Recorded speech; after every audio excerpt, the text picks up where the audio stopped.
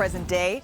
Why don't we take a look at Klay's new home, guys? Dallas, the Mavericks, they're actually tied for the second best odds to win the West with both the Timberwolves and the Nuggets. All of this is according to ESPN Bet. So that is what the odds makers are saying here. I want to play a little fill in the blank here, if we could, as Kendrick Perkins joins us here. Tim Bontemps with us as well. But Festus, since you're new here, I'm going to start with you. Wow, going with the rookie first. I'm going with the rookie first. What's up, Big Perk? We're teeing it up for you, right? The Mavs are the blank best team with Klay in the Western Conference. Wow, okay. I will say the Mavs with Klay Thompson in the lineup are going to be the best team in the West. Oh, so you're just saying remove the blank. I'm just... the best. The best team in the West. And I know the Minnesota Timberwolves and OKC Thunder are going to have a lot to say about this as well. But I'd say you're replacing a little bit of defense with more shooting by adding Klay Thompson into the lineup. I told you about what he brings on the court, but his chemistry and morale is going to be boosted because of this. Perk, you're our veteran, so I got to turn to you. He says the best in the West.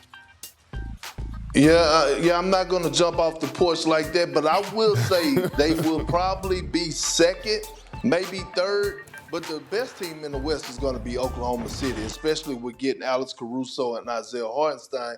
I just have a problem with looking at the Dallas Mavericks and wondering who's going to guard that's out there. If they're going to start Klay Thompson, Kyrie Irving, and Luka, who are going to be their defenders to stop the other guys, right? Yes, they're going to have all the offensive power. Is they going to sacrifice? That's another question that needs to be asked. And then again, it comes down to Luka as well, the most important piece. Is he going to come in a training camp in shape, and is he going to be able to sustain that level of conditioning throughout the playoffs? We saw in this last postseason that he kind of got back on the heavy side. Those injuries started to kick in. And when you make a deep finals run like the Mavs did this past season, you got to come back in better shape, ready for the longer haul. Yeah, I mean, I think Perk touched on the two things that are important here. One, I think Oklahoma City, there's a bigger gap between them and the top of the West than there is between Boston and the top of the East. We look at the moves they made this summer, as good as they were last year, already being tied essentially with Denver and with Minnesota atop the West. Thunder are clearly, to me, the favorites to get out of the West. And then when you look at Dallas, yes, the Klay Thompson impact is going to be big on the offensive side. You have the three of those guys on the court.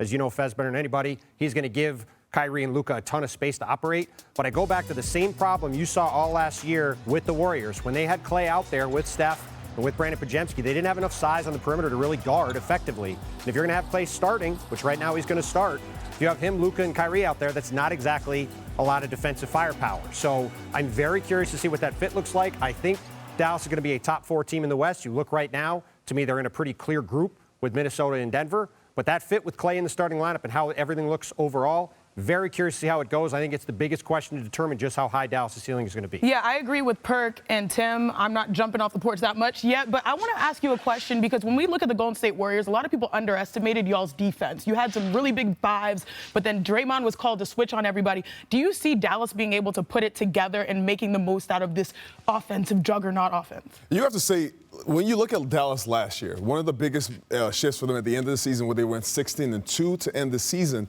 was adding Daniel Gafford and really Derek Lively's transformation. He just continues to evolve as a player. So I'm putting the onus of the defensive pressure on the big fellas because now you're having more offense with Klay Thompson. And so the big fellas are just going to be able to eat more on the offensive end, and they'll be more inspired. But you know how we do. We from the same culture. You know what they say, charity begins at home. You have to have defensive tones set by your leader, and that's Luka Doncic. Remember the year where everyone was talking about Steph Curry coming in, he's in shape, he bulked up because he wanted to show his team that he was committed. You were there literally calling the games, or maybe you were in between stages. Yeah, you were there. So now I think it's going to be interesting to see how Luka responds to set the tone for accountability, not being a liability on defense, on top of having one of the most potent offenses, Klay Thompson filling in a huge gap for them. Well, and this was Luka's first taste of that specific stage. And so talking to Jason Kidd as it became clear that they weren't going to be able to defeat the Boston Celtics, he kind of said, well, maybe this is the moment. For some players, they need to play on that stage and feel what this feels like,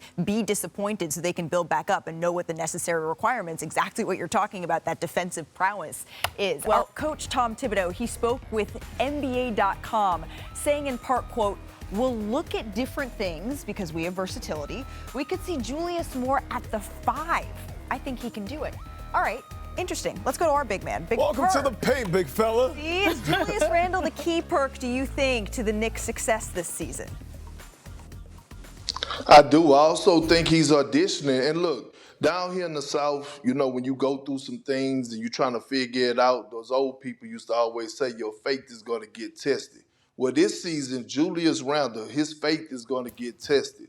It's going to get tested because when you're sidelined and your team is having success, you're on the sideline, you're wondering, how can I come back and make this team better? Well, with them adding Mikal Bridges, them also getting OG Anunoby at the trade deadline last season, the best for this team is for Julius Randle to play the 5, especially in late game stretches. Is Julius Randle going to want to do that? How is his faith going to be in Tom Thibodeau that Tom Thibodeau is going to put him in the best position, not only for the team, but for him to be successful? We're talking about his contract. We saw him tweet out about his emotions when it came down to him not having his jersey in the stores right now.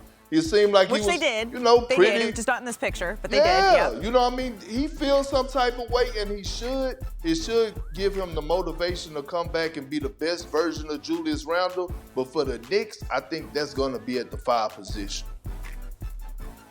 Okay, so Big Perk, you're absolutely right. Yeah, faith does matter when it comes to situations like this. But with a guy like Julius Randle coming into a season after you watch your team be successful in the playoffs without you, you have a lot to prove, especially when it's a contract season. So for him, he's coming to the season knowing that he's going to be playing a new position. Playing the 5 is a thankless job. You have to sacrifice your body, you do things, setting screens. These are all things that don't show up in the stat sheet, and you have to do these while you're trying to make a point that I'm still the guy that I have been. I'm still that all-star. They're going to need him, and that chemistry for this team with Julius Randle is going to be what determines how far they go this season. Look, I was of the same mindset, but a little bit more gentle because you guys know I'm half glass half full, right? Of Perk and Festus.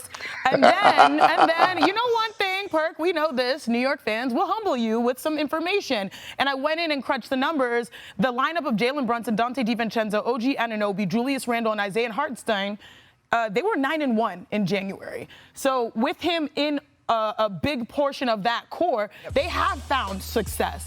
Now the difference is when you have him playing the 4 versus the 5. Because in the NBA, you can play 4 around 1 and it's fine. In the WNBA, you can do the same thing. Like, that's just how basketball is.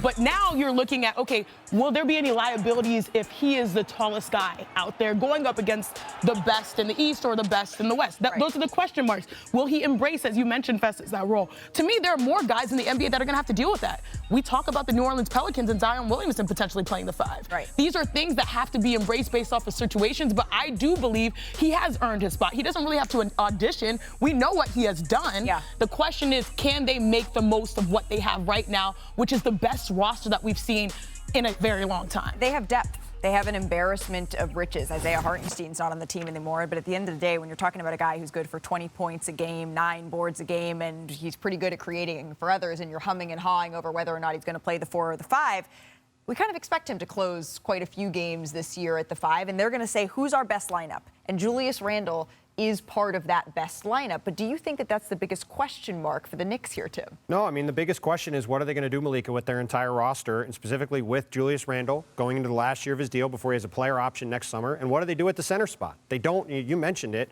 when Isaiah Hartenstein was on the court last year, the Knicks were an elite team. Mitchell Robinson was banged up a bunch of last year, got hurt again in the playoffs. We'll see where he's at physically at the start of the season. Yeah. They don't have anybody with any experience behind him to play, so you have to worry about his health. And then you got Julius going into the last year of his contract. Perk mentioned the stuff about him tweeting about the jerseys the other day. It's not, to me, a very dissimilar situation from the one Brandon Ingram is in New Orleans. Another guy who's in the last year of his deal. There's been talk about his fit long-term with the Pelicans. And for both of those guys, they come into the season, guys who've made all-star teams, guys who, in Julius' case, has made a couple of All-NBA teams. Yep. Terrific player. But if he's your full-time 5 at crunch time in games, not sure how it's going to go going up against Joel Embiid and Kristaps Porzingis and these other guys in the East. Right, and to your point, Mitchell Robinson only played in 31 games last season, so his health is going to be something we need to monitor. But to your point about Julius's accolades, I think spending a little time with him on NBA Countdown, if you asked him, you're going to have to play the 5, but we're going to win a championship or we're going to be playing in the finals. Whatever you have to do, sign me up. Put me anywhere. He's going to say, put me